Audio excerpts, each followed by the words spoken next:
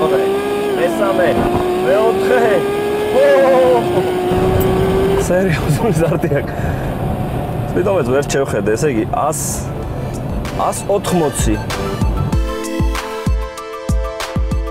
Ferrari ყველა ავტომოყვარულისთვის ერთ-ერთი საოცნებო ავტომობილია, მაგრამ როგორც ყველა ავტომობილს, Ferrari-საც აქვს დადებითი და უარყოფითი მხარეები.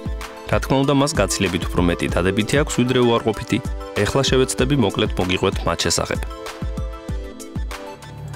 აი აქ აქვს ღილაკი ძრავის სტარტი, მაგრამ ეს არ თიშავს, მარტო ქოქავს. აი რაც მე ვერ გამიგია არის ის რომ გასაღები. ნუ ხედავთ ალბათ ესეთ იდეალური გასაღები. აგო ჩართული.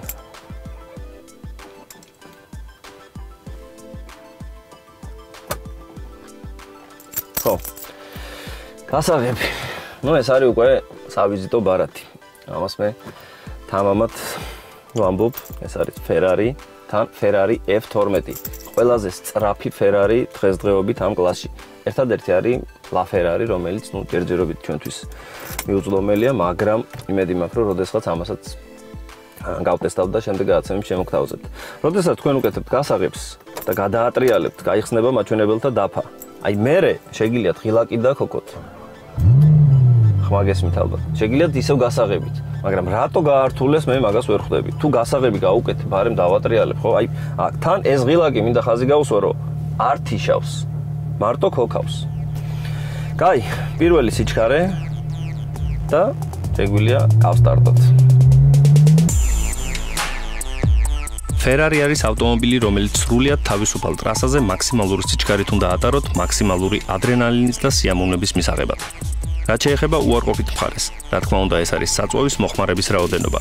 ქალაქში 28-დან 30 ლიტრამდე და ქალაქგარეთ დაახლოებით 12 ლიტრი და ისიც სპეციალური საწვავით. 6.3 ლიტრი, V-ტიპის 12 ცილინდრიანი. ხო, ხვდებით უკვე რა არის 12 ცილინდრიანი ძრავი.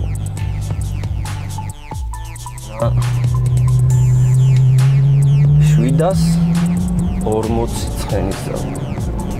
წარმოგიდგენიათ?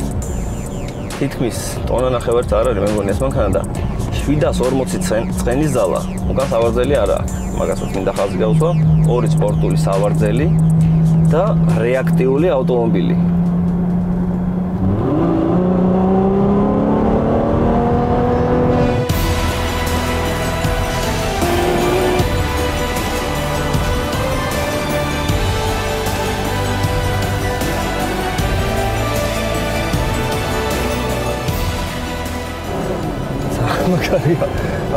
ენა დამება უკვე ვეღარ საუბრობ. ეს არის Ferrari, ეს არის ჩემი ბავშვობის ოცნების ავტომობილი. არ ვიცი რა ვთქვა.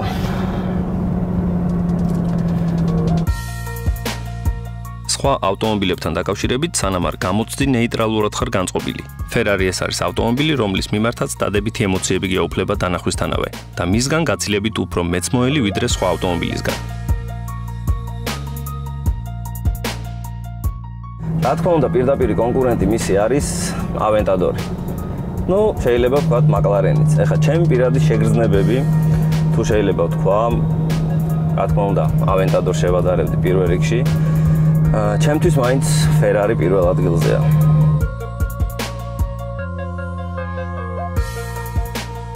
ესე იგი, როდესაც მივდივართ უკან, აქ ირთვება უკანახედვის კამერა. მე უბრალოდ პირველი შეხება და პირველი სიჩქარე. მოხვევის კუთხე არა აქვს დიდი ამ ავტომობილს. ახლა პირველი სიჩქარე, ლაუნჩი ჩავერთეთ და ადგილიდან სტარტი გვიჭირავს.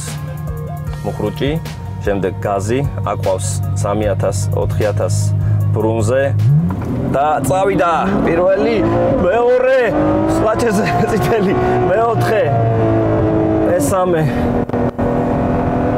ვერძე არავინ არ უნდა გერდეთ, ჯერ ეს მარტო უნდა განიცადოთ. ეს არის რეაქტიული ავტომობილი. ესეთი სტარტი მე არ ვინახავს, კაი ხანია არ გამომიცდია.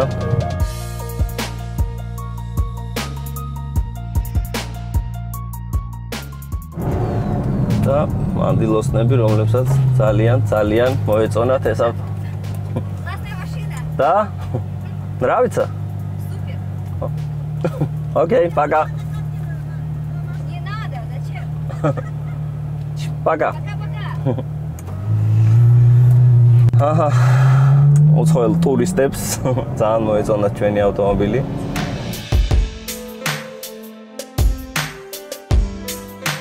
ფერი რა თქმა უნდა არ მომეწონა, რადგან ბევრი დეტალი იკარგება, რომელიც დიზაინერებმა ჩაიფიქრეს. ავტომობილს უფრო წითელი და თეთრი ფერი უხდება.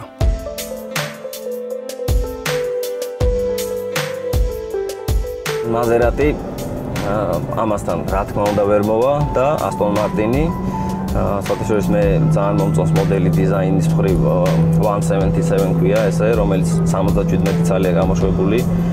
რა თქმა უნდა აპირებენ მის კიდე გამოშვებას, იმიტომ რომ სურვილი ძალიან ბევრია. მაგრამ მე მინდა გესაუბროთ პირადად ამ მანქანაზე. მე დამუხტული ვარ ენერგიით, ესე იგი, ჯერ ხალხის თვალი. აი მართლაც გავსებთ ეს ყველაფერი. და რა ვიცი, ძალიან უჩივიან სხვათა შორის ხარისხს. არ ვიცი რატო თვითონ მისი მფლობელისგანაც გავიგერო, აი თვითონ კარის ეს ტყავირითიც არის შეკერილი, არ არის იმდენად იდეალურიო, მაგალითად ეს ძაფი, მაგრამ ამ ყველაფერს ყურადღებას რაღაცო მივაქცევ. როდესაც მე ვზივარ Ferrari F12-ში. ეს არის იდეალური ავტომობილი, რაც კი შეგვიძლია ჩვენ ნახოთ, რაც კი შეგვიძლია ჩვენ გამოვცადოთ. Ferrari-s მიმართ ყველაზე მეტად დადებითად მისი მართვის დროს განეწყობი.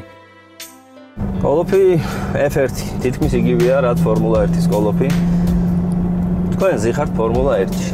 ეს არის კოკპიტი, ეს არის პატარა ბოლიდი, ოღონდ ქალაქის დონის. და რაც მე ამოვიკითხე, ეს არის ყველაზე რბილი Ferrari. მას ადარებენ FF-ს და რა თქმა უნდა ძალიან გავს დიზაინის მხრივ. თითქმის ერთნაირი hatchback-ის ტიპის ძარა და რას მინდა ხაზი გაუსვა. მას აქვს უკან ორი სავარძელი. ანუ 2+2 და ეს კიდე მხოლოდ და მხოლოდ 2 ადგილიანი F12.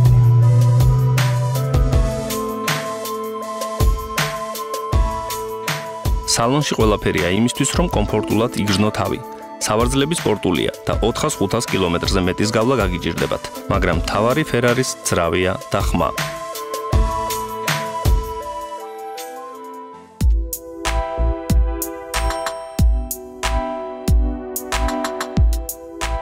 აქ არის ღილაკი, ხედავთ ალბათ დააჭერ და მოხევის მაჩვენებელი ირთვება. აქ მხოლოდ და მხოლოდ საჭე, მას არა გვერდზე, აქ არის მარტო სიჩქარის გადამფრთველი. და არც შუშის საწმენდები, არც ნათურები, ყველაფერი აქ აქვს.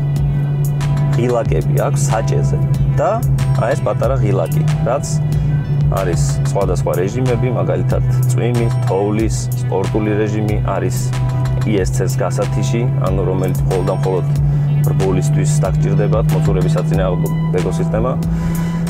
ამ შემთხვევაში მაინც უნდა გქონდეს სპორტზე და თქვენ ამით უნდა ისე ამოვნოთ. F12 არ არის განკუთვნილი ყოველდღიურობისთვის და საცობში დგომისთვის.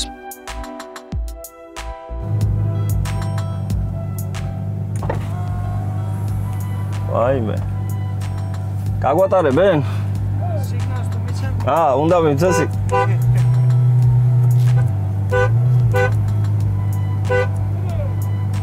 მომწონს აი ეს კაპოტი, ესეთი ამოზნექილი. მეგონი სახალისოა. ესეც კი სახალისოა, ესე იგი Ferrari-თ ბათუმში, ბათუმის ბულვარში ვსეირნობ და ძროხები. აი მე რქა არ წამართვას ეხლა ამან, თორე ეს მანქანა რო გავკაცროთ, ეს იქნება სამშობლოს ღალატი. არა, ოღონდ არა. ძროხებო, ოღონდ არა.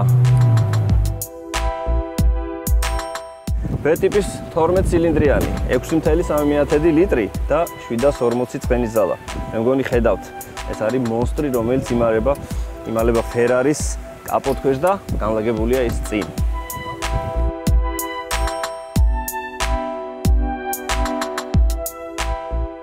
არანაირ წინაღობას არ გზნობს ავტომობილი. მიდის, აი უბრალოდ მიდის. ნებისმიერი მანქანა თქვენ შეგიძლიათ დაინახოთ მხოლოდ და მხოლოდ სარგეში. მიდის. всё, მეტი არაფერი.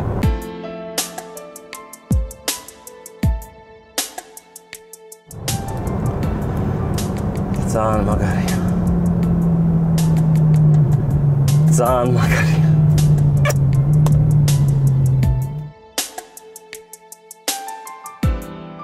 და ბოლოს რჩევის სახით შემიძლია გითხრათ, რომ Ferrari რეკომენდირებულია იმ ავტომოყვარულებისთვის, ვისაც საჭესთან ჯდომის დიდი გამოცდილება აქვს.